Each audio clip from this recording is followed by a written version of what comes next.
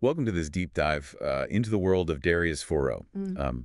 You provided a treasure trove of articles from him, ranging from tackling those pesky procrastination habits to building a solid foundation for productivity and getting things done. We're going to unpack his insights and help you understand what's most important for you. It's fascinating how Foro intertwines personal anecdotes with research-backed strategies.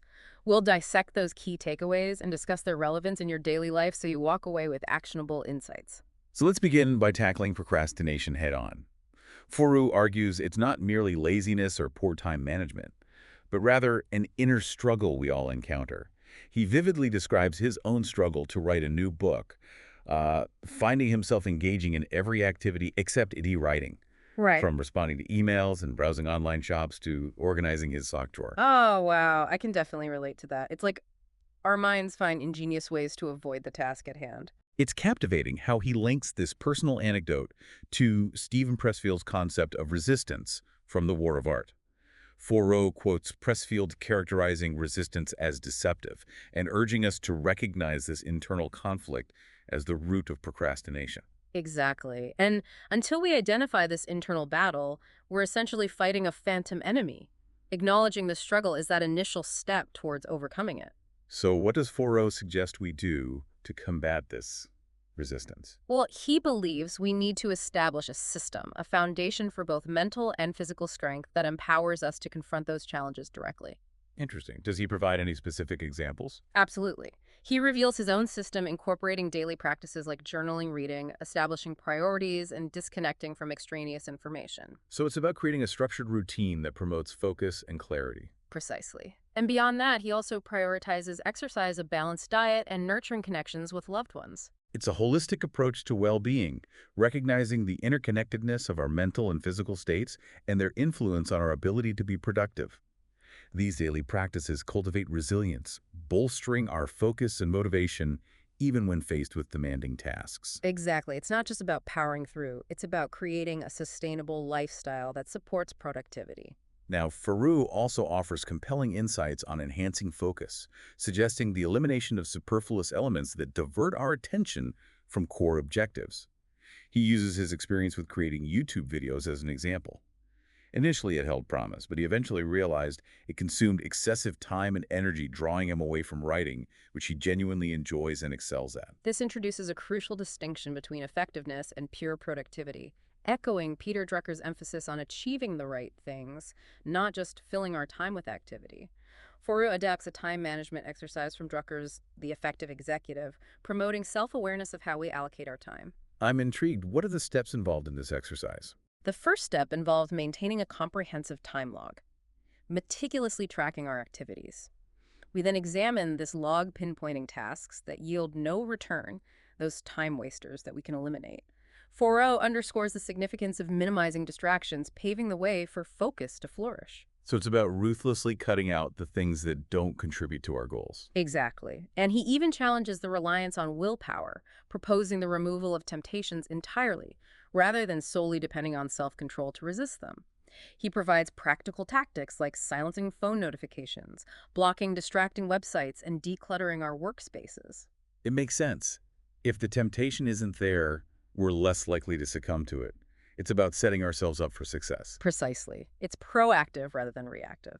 Fascinating. So we've talked about the internal struggle of procrastination and the importance of building a solid foundation for mental and physical well-being. Yeah. What other strategies does Foroux offer for tackling this pervasive challenge? Well, he presents an array of research-backed tactics, stressing the importance of self-regulation systems rather than relying solely on willpower. This aligns with what we discussed earlier about creating a supportive environment. What are some of these tactics? He advocates for establishing self-imposed deadlines, seeking an accountability partner or coach working in concentrated intervals, and of course prioritizing exercise and a healthy diet. So it's a multi-pronged approach incorporating both external structures and internal discipline. Absolutely. And he cleverly links these tactics to a compelling study by Diane Tice and Roy Baumeister, highlighting how procrastination yields short-term gratification but long-term consequences. Oh, I've heard of that study. Procrastinators postpone tasks to evade discomfort, only to face heightened stress and diminished performance as deadlines approach. Right. And Foroux emphasizes that while procrastination offers temporary relief, it ultimately sabotages our goals and well-being. Which brings us to another crucial point he makes. He underlines the importance of discerning our why, our underlying motivation, as the driving force behind an effective system. Absolutely. And he argues that when our purpose is clear, even mundane tasks become manageable, integrated into a broader vision that fuels our efforts. It becomes about harmonizing our actions with those deeper motivations, Mhm. discovering that inner drive that imbues our work with true meaning. Precisely. It transforms work from a chore into a meaningful pursuit. Foroux is also a fervent advocate for reading, devouring roughly 100 books annually. Wow, that's impressive. He views reading as an investment in personal development, gleaning wisdom from the experiences of others. He cites Otto von Bismarck, who wisely stated, "Fools learn from experience. I prefer to learn from the experience of others." Such a powerful quote. It speaks to the value of seeking knowledge beyond our immediate sphere. His commitment to reading exemplifies this philosophy. Foroux doesn't possess a secret speed reading technique, but emphasizes the power of constructing systems and routines that facilitate his reading goals. I see. So it's not about some innate ability, but rather about creating a structure that supports this habit. Precisely. He meticulously curates a book inventory, a list of captivating titles, ensuring he always has a fresh and engaging read waiting. He also embraces an always-be reading mindset, seamlessly integrating reading into his daily life, whether it's an hour before sleep or during his commute. It highlights the importance of prioritizing reading, not relegating it to those fleeting moments of spare time. In a fascinating twist, Foroux proposes that incorporating time off can actually amplify our productivity. He penned an entire article titled, "Here's Why Time Off Work Actually Improves Your Work and Life." This notion may appear counterintuitive, but I'm curious to hear his reasoning. Studies affirm that vacations can significantly diminish perceived job stress and mitigate burnout. Reflecting on your most recent vacation, did you experience a renewed sense of vigor and enthusiasm upon returning to work? Absolutely. It's amazing how even a short break can clear the mind and boost motivation. Foroux identifies 5 key advantages of taking breaks: evaluating career choices, processing thoughts, stimulating creativity, focusing on personal life, and revitalizing for enhanced performance. It's not simply about basking on a beach. It's about strategically utilizing time off to return to work feeling recharged and ready to tackle new obstacles. He underscores the significance of maintaining low stress levels during vacations, as a stressful vacation defeats the purpose. Right. It's about truly disconnecting and allowing ourselves to recharge. He observes that having more time off can actually heighten our motivation to accomplish more in less time when we're working. It establishes a natural deadline, prompting us to be more efficient with our time. That makes sense. When we know we have limited time, we tend to focus more intently on the task at hand. To effectively manage these deadlines, Forough proposes a practical technique called time blocking. Ah, yes, I've heard of this method. It involves allocating specific blocks of time on our calendars for particular tasks or activities. This involves allocating specific blocks of time on our calendars for particular tasks or activities. Forough employs it to stay on course with his book writing, designating dedicated time slots for this crucial objective. It seems like a great way to ensure that important tasks don't get pushed aside. Time blocking can be an incredibly potent tool for self-awareness, revealing any discrepancies between our aspirations and our actions. We might believe we're prioritizing something, but if it's not reflected in our calendar, perhaps it's not as vital as we perceive it to be. It compels us to confront our genuine priorities and make conscious choices about how we spend our time. 4.0 acknowledges that time blocking isn't universally beloved, and some highly successful individuals prefer to work with unstructured calendars, adapting their schedules as needed. He emphasizes the importance of considering our individual circumstances and resources. Of course, what works for one person may not work for another. It's about finding a system that aligns with our personal preferences and lifestyles. For someone with limited financial means, time might be their most precious asset, making meticulous planning all the more essential. That's a great point. Time is a finite resource, and we need to be mindful of how we utilize it. Finding what works best for you is key. Whether you adopt time blocking or a more fluid approach, remember Foroux's central point. Productivity isn't about squeezing as much as possible into our schedules, but about achieving meaningful outcomes. It's about quality over quantity, focusing on what truly matters and making progress towards our goals. This leads us to another of Foroux's key themes, the power of compounding. We frequently encounter this concept in finance, where small, consistent investments can yield exponential growth over time. However, Foroux extends this principle to other realms of life skills, health, relationships.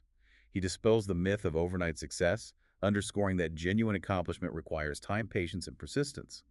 He uses Warren Buffett's wealth accumulation as a prime example, noting that Buffett acquired the majority of his fortune after the age of 50, illustrating that consistent effort over decades produces remarkable results. It serves as a potent reminder to avoid discouragement from seemingly slow progress.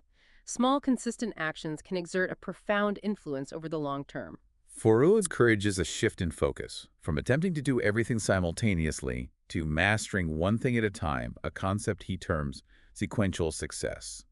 This involves building upon each accomplishment, layering skills and knowledge, and establishing a foundation for greater achievements. Consider your own goals. Where might you apply this principle of sequential success? It involves deconstructing those larger aspirations into smaller, manageable steps, concentrating on building momentum over time. This notion dovetails seamlessly with Fourier's perspective on mental fortitude, which he deems essential for success in any endeavor. He emphasizes the significance of reiterating the fundamentals and maintaining a beginner's mindset. He advocates for embracing lifelong learning, perceiving ourselves as perpetual students, constantly seeking novel insights and refining our comprehension. This circles back to the importance of reading, exposing ourselves to diverse ideas and perspectives to broaden our understanding of the world and our place within it. Foroux posits that reading can be a wellspring of not only knowledge, but also inspiration and motivation. He urges us to seek out books that challenge our assumptions, ignite our curiosity, and fuel our thirst for learning and growth. And it's not just about acquiring knowledge, but about applying it. Fourier stresses the importance of translating what we learn into action, taking those insights from the page and implementing them in our lives. That's a crucial point. It's about bridging the gap between theory and practice, making knowledge actionable. Now, Foroux also delves into the concept of mental strength. How does he approach this often neglected aspect of personal development? He views mental strength as a skill that can be cultivated through practice and discipline, not something we're simply born with. He draws inspiration from the Stoic philosophers who emphasize the importance of controlling our thoughts and reactions in the face of adversity. So it's about developing that inner resilience, the ability to bounce back from setbacks and navigate challenges with composure. Exactly. Forrest suggests that when confronted with challenging circumstances, instead of succumbing to worry and negativity, we should redirect our attention to what we can control, our actions and our mindset. He champions taking practical steps to address the situation, upholding a positive attitude, and pursuing solutions rather than fixating on problems. That this proactive approach, coupled with an emphasis on continuous learning and personal growth, appears to be at the heart of Foroux's philosophy for attaining a productive and fulfilling life. His insights offer a roadmap for navigating the complexities of our modern world, empowering us to take ownership of our time, our energy, and ultimately our lives. Foroux's work serves as a valuable reminder that productivity isn't simply about generating more output. It's about comprehending ourselves, constructing systems that bolster our goals, and concentrating on what truly holds significance. It's about aligning our actions with our convictions and aspirations. And before we wrap up this deep dive into Darius Foroux's wisdom, I'd love to leave our listeners with a concise 10-point summary to help them on their journey toward a more productive and fulfilling life. Are you ready? Absolutely. Let's do it. Number 1, recognize resistance. Acknowledge that internal battle of procrastination. Number 2, build a system. Establish a foundation for mental and physical strength. 3, sharpen focus.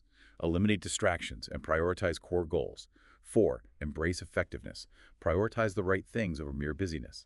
5, manage time wisely. Track, analyze, and optimize how you spend your time. 6, master self-regulation. Create systems to overcome procrastination, not just relying on willpower. 7, seek your why. Understand your motivations and align actions with purpose. 8, invest in reading. Learn from the experiences of others and expand your horizons. 9, leverage time off. Strategically use breaks to recharge and enhance performance. And finally, number 10, harness compounding. Embrace consistent effort and the power of small, consistent actions over time. And remember, even the smallest step taken today can propel you toward a more productive and fulfilling tomorrow. What will your first step be?